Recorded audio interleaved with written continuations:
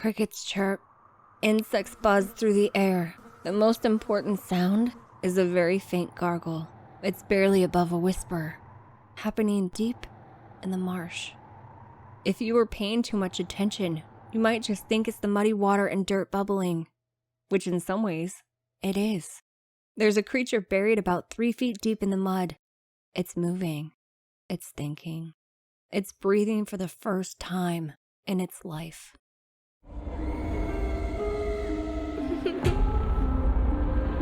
Disturbed lore.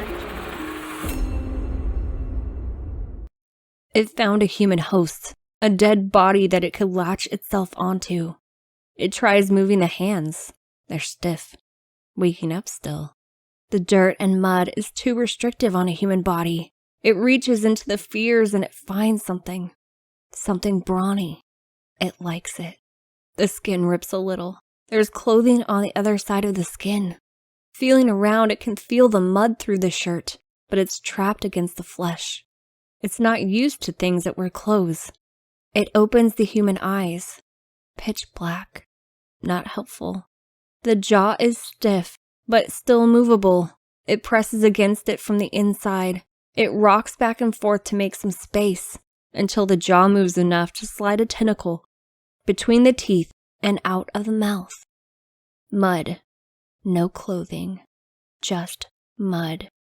A tentacle has much easier time sliding its way up to the surface than a human appendage ever could.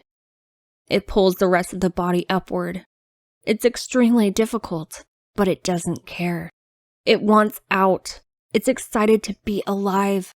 It's excited to walk and breathe and see for the first time. Once the arms break the surface, the difficulty fades away, and it slides out to freedom. It's dark out, nighttime. It's very much alive with the sounds of nature. The first images it ever sees is twinkling starlights through twisted tree branches. It sits up for the first time. It knows of standing and is eager to try it, but it needs a moment's rest. It just performed the most intense physical labor of its life. A large toad sits near it.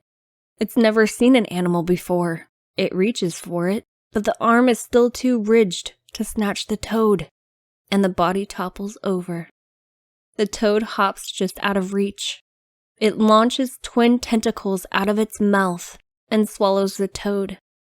It likes eating. It's still hungry. It's anxious to eat more. You know I like you, right? So here's another secret. Don't ever accept food from a fairy. It tastes so good you'll never want to eat human food again. Actually, it just magically makes it so you can't eat human food again. Follow me for more fairy tips.